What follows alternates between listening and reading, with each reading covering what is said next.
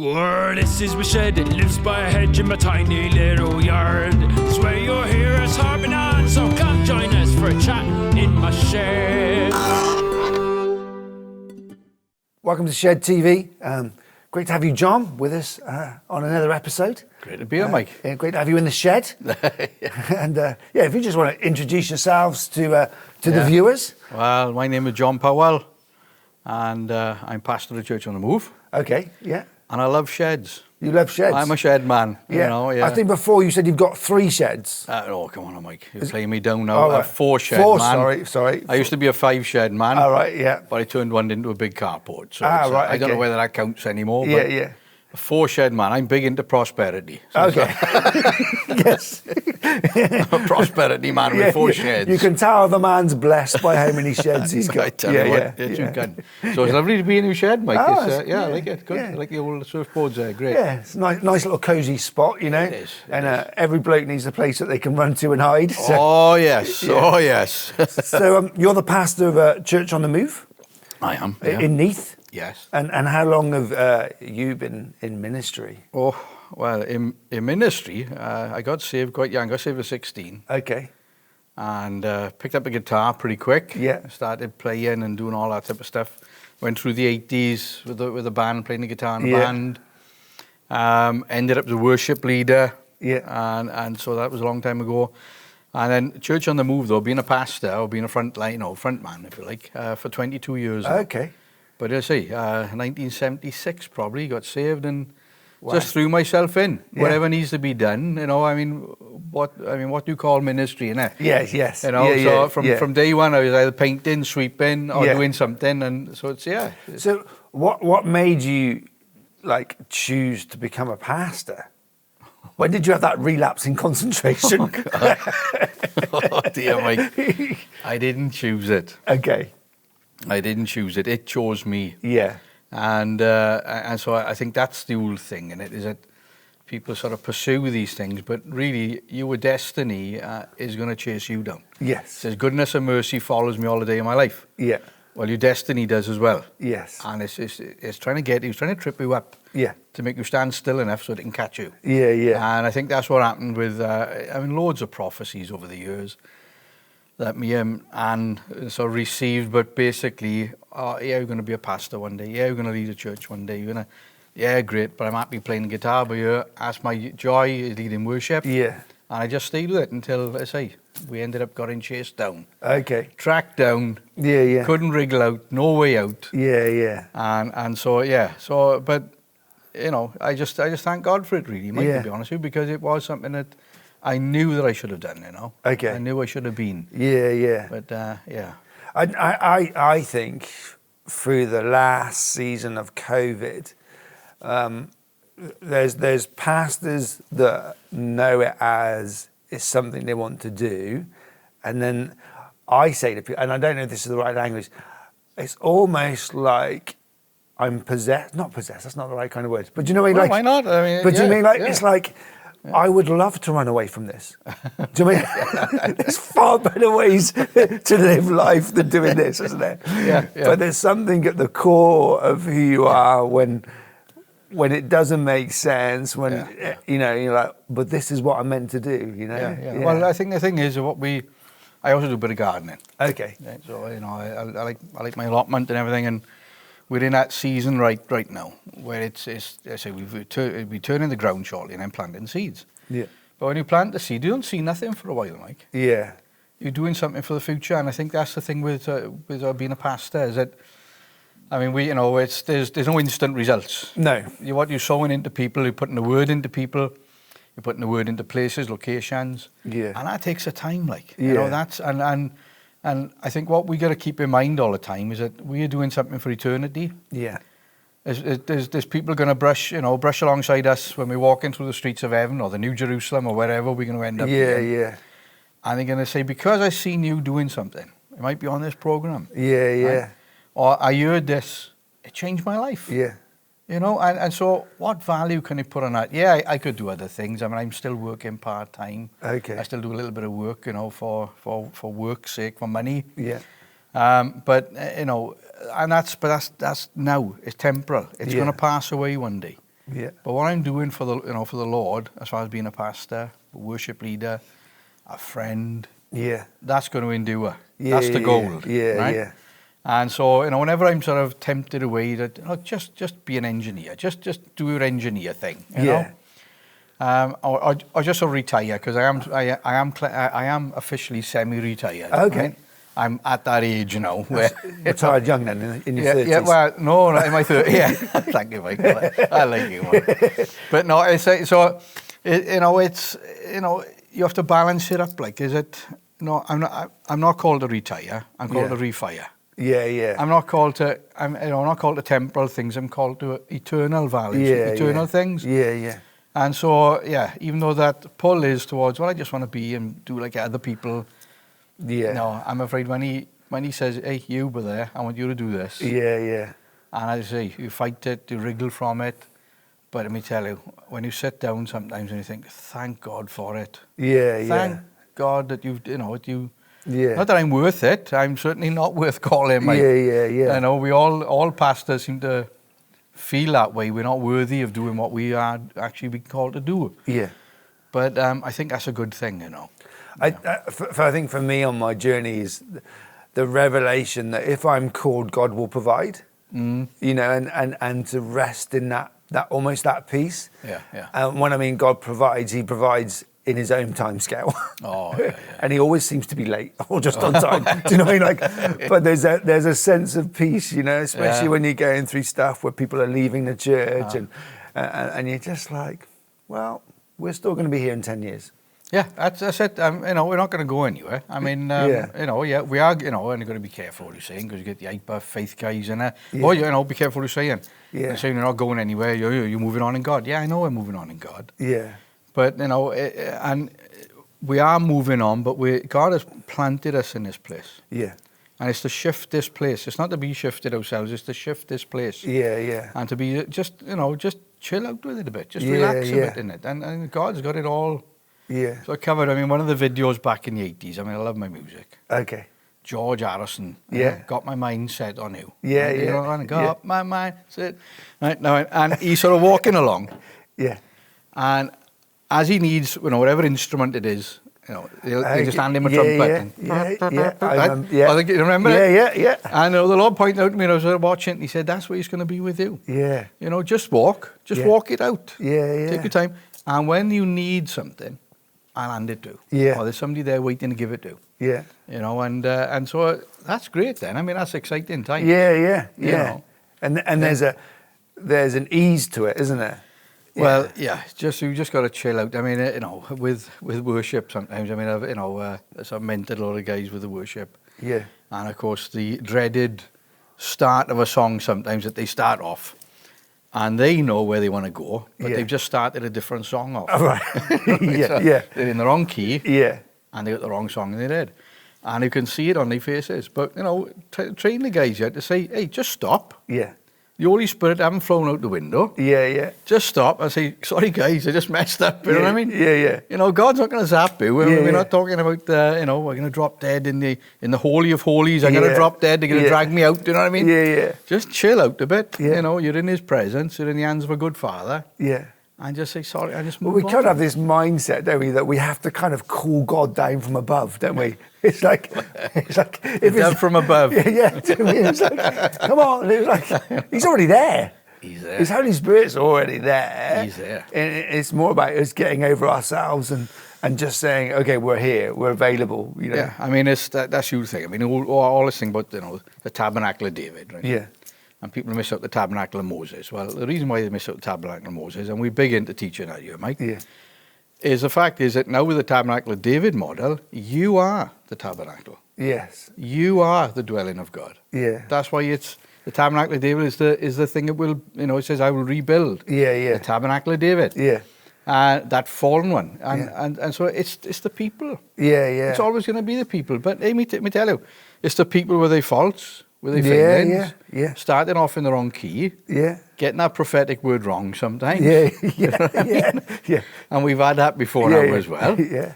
quite often, you know, because I mean, I just hands on. I mean, whatever needs to be done. So I found myself many times behind the desk. And somebody else is speaking, somebody else is in worship. And you know, and we had I'm not going to mention where it is, but it's quite a well-known prophetic school from America. Yeah.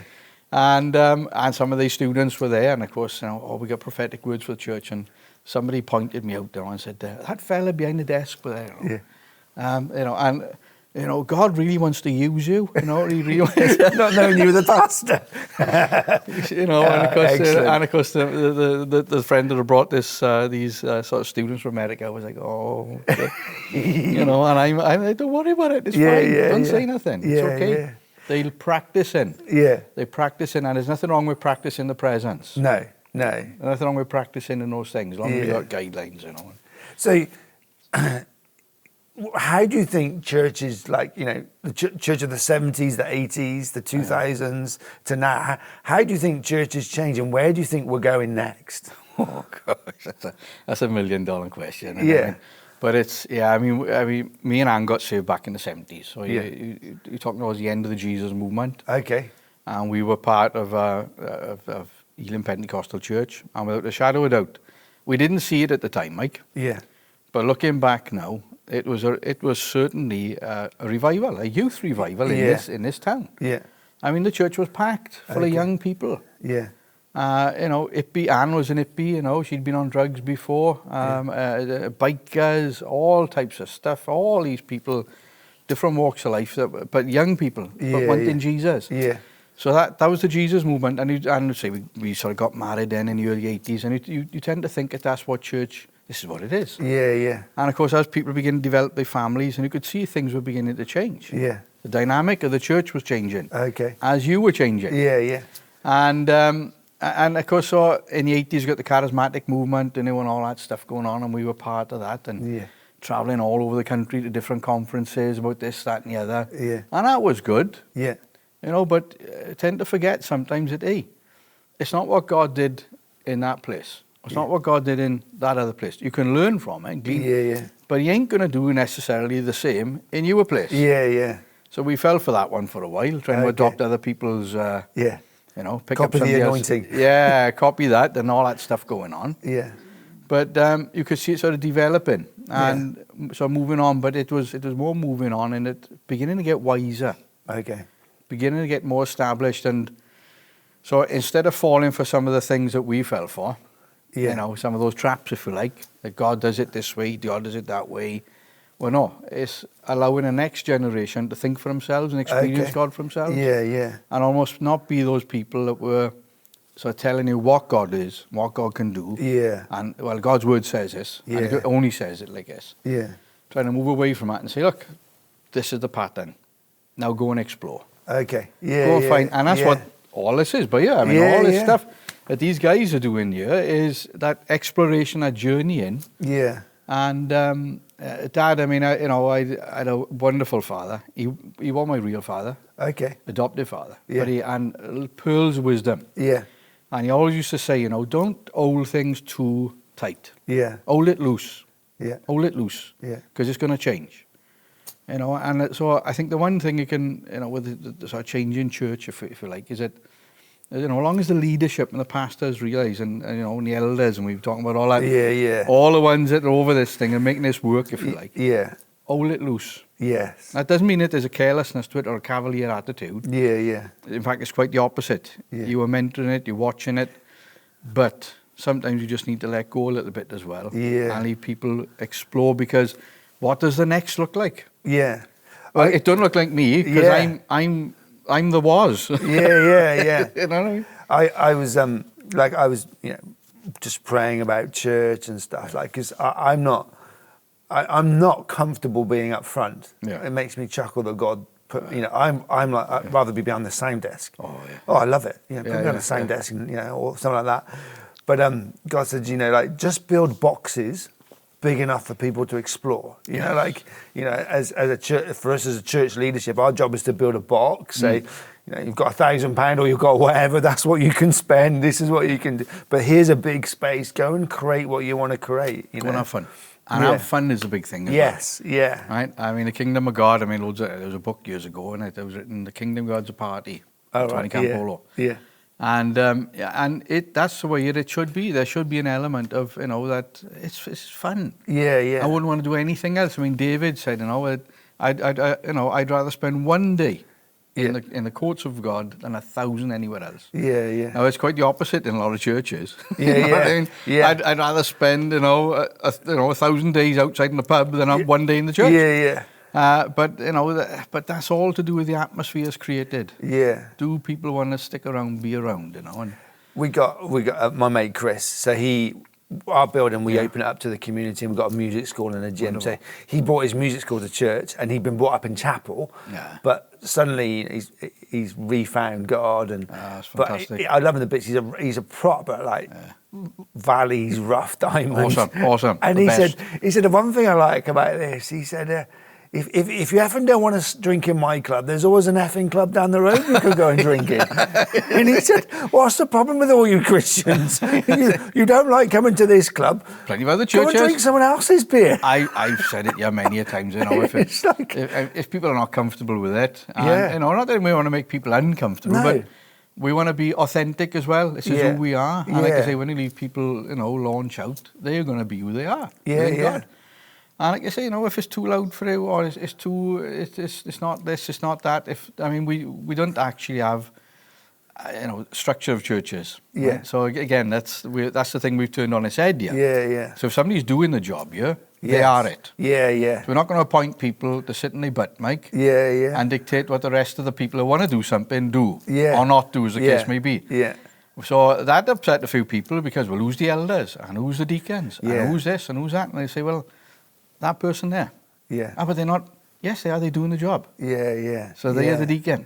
And I think so I've been running the church in Newport for 8 years, and for the first 7 years, I had mates Yeah. in ministry that were wiser, That's overseeing. But when I changed that, I understood that what I thought it would be is completely different. And in a Welsh context, it basically means you'll end up working for an eldership or whatever. And I believe in accountability. But I like that whole idea of if you're doing it, You are it. You're doing it. Yeah. And it is for season because people have, again, in the sort of other churches that I've been in, and there's been a strong structure, and you've got to vote in, right? You vote in the elders, the congregation does, and there's a certain amount of merit to that as well. Yeah. So I'm not knocking it; it works so good. Yeah. But we wanted to break away from that because sometimes you could tell even the ones that had been voted in, the season of their life had changed. Yeah. Yeah. And they were trying to find a way out then, but without letting people down. Yeah.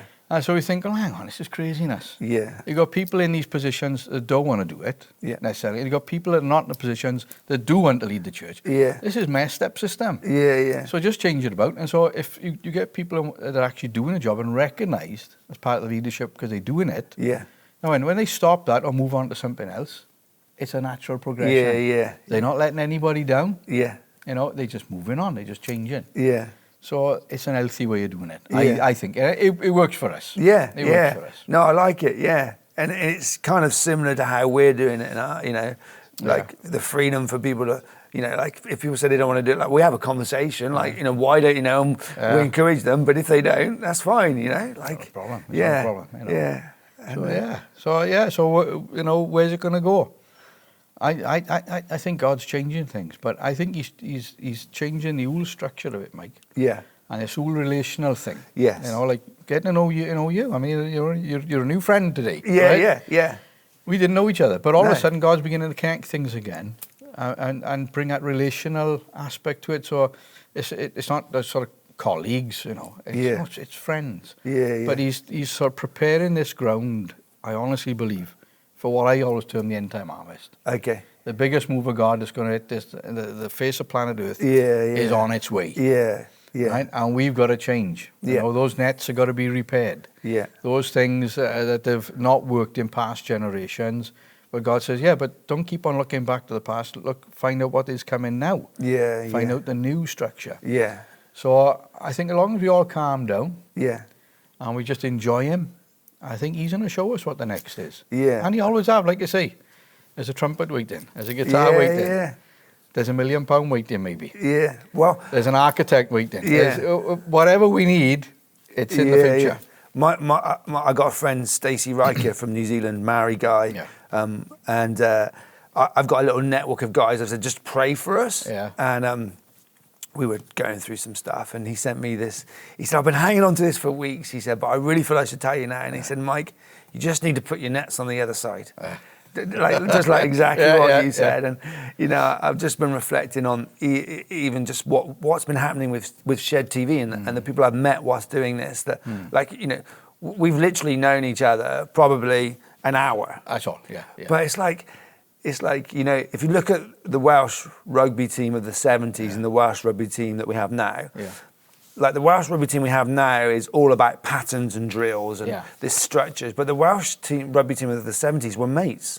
They knew each other. They were good mates that played rugby on a Saturday afternoon, and there was a flow. And I think God's put in another 15 together of people that says, we're just mates. Yeah, like, we're on this journey. Yeah, you do what you want to do, I'll do what I want to do. Yeah. We'll help each other, we'll challenge each other, but we're just going to champion each other. Yeah. We're not trying to bring you, like, everybody's got to look the same. Thing. Yeah. It just can't be forced. I mean, I used to be invited when we started off, right? And we used to get invited to these fraternals. Yeah. These pastors' fraternals, you know. And it's like, you know, you just know, you're just standing there and somebody's going to come on to you because we've got to. Yeah. And they sort of, and of course they got the standard questions. Oh, are you in ministry? Yeah, pastor of church. Yeah. How many people have you got? Yeah, big's the church. A big's the church. Yeah. And, you know, I mean, I was a bit of a tinker in one of them, and I'd had enough of this, you know what I mean? I thought, I'm fed up with this nonsense. Yeah. And I just told somebody one day, and I did qualify it, by the way, so I didn't lie right to its conclusion. Yeah. I just lied initially, right? But I said to somebody, I said, I said, we're the biggest church in Wales, about 3,000 people. Because I knew this other fella had about 12 people in house group, and he was full-time ministry, and he was, you know, apostle to you and apostle to there, and you know what I mean, and all this, and with about 12 people in the church, in his front room, like. You know? So I said, I said, about 3,000 people. I said, I did quite, I say before that, I said, I was only pulling your leg, my mother. I said, we're struggling to get 100 people to show up most of the time. Yeah. Oh, all right. But anyway, somebody wigged that, right? As they were, you know. And so Faith went away. That's my, daughter, Faith. We met Faith, haven't we? Yeah. And she was up in, I think it was up in Birmingham, somewhere, the church up there, leading worship. Yeah. And so she's talking to somebody, talking to the pastor afterwards, and he said, it's just great to have you guys up here from Church on the Move, you know, and you know, we just want to connect, like, because it sounds like it's really successful, the biggest church in Wales. Yeah. You know, it's awesome. What's it like being part of a church in over 3,000 people? So Faith had to say, hang on, where do you get that from? Yeah. And so it can backfire, but you know, it's a forced thing. Yeah. And it's almost like a rivalry. And it's almost like, well, how many people have you got? And you know, I think God's, you know, he's not into that. He never was into that type of stuff.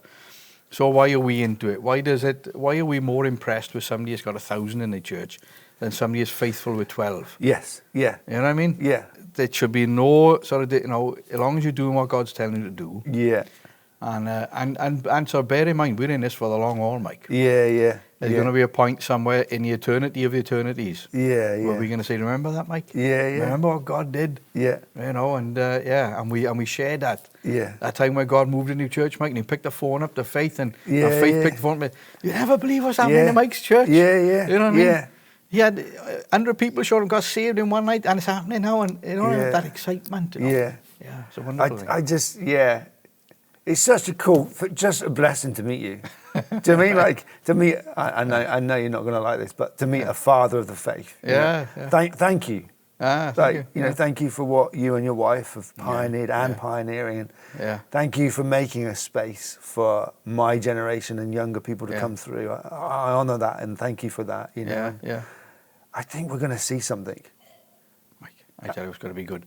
But it's that thing, that shared thing. See, it's that you know, if you were seeing success. Yes, we're seeing success. We are seeing success. Yes. See, and that's that thing where we're investing in one another, and it's not that feeling if you're like, well, it's just happening down there. Why isn't it happening here, God? Yeah. No, thank God it's happening there. Yeah. because it's on its way here. Yes, yeah. And it's a joy. Because, I think, it's like eating a nice roast dinner at the moment. Do you know what I mean? I know. I like my food, Mike, as well. I like my food. Meeting you, meeting the other guys, and I'm so, like, in everything, my ministry, I'm thankful for this moment. Oh, yeah. I'm thankful for what I think, and meeting your guys from your church and the vision that you have, and thinking, I thought I was the only one. But I'm like, doing it all over the place. Yeah, I'm like, yeah. You get it. He's from. And I can he's ask doing you it. because you get it. So. He's doing it. Well, I tell our guys regular, you know, because sometimes you can see the 100 people there, you see the 150 there, you see the 50 sometimes there. Yeah. Don't despise the day of small things. Yes. That's what the Word of God tells us. Because when it does get to the hundreds and it does get to the thousands, let me tell you, it's not going to be the same. Yeah. You know, you think it's going to be better, but hey, it's going to be a lot more work. Yeah. A different headache. But enjoy every stage of it. You know, enjoy those small, the small gatherings. You know, enjoy. We have Passover here, and people are eating together in tabernacles. We have food there. You know, will we be able to do that when we're a couple of thousand straight? No, I'm not sure. Yeah. But we're enjoying it now. Well, thank you ever so much for coming to the shed. Okay, Mike. And we'll have to do this again. Oh, yeah, it's gone far too quick, Mike. Yeah, I know. And get more of your wisdom. Well, I don't know about wisdom, but a couple of jokes next time, Mike. Maybe a song or two, I don't know. A song? Bring your guitar. I won't sing because we'll lose all the viewers. But yeah. But it's been great to meet you, Mike. It's been great to be in the shed here with you. Yeah, so thank you. Cheers to next time. Yeah. And, you know, if you're in the Neath area and you're looking for a great church on the move, Sunday nights. Yes, What time? 4:15. 4:15. Everybody's welcome. Everybody's welcome. Great church to be involved in. And thanks for taking the time to watching Shed TV. And, look forward to talking to you again on the next episode. This is my shed, it lives by a hedge in my tiny little yard. Swear you'll hear us harping on, so come join us for a chat in my shed.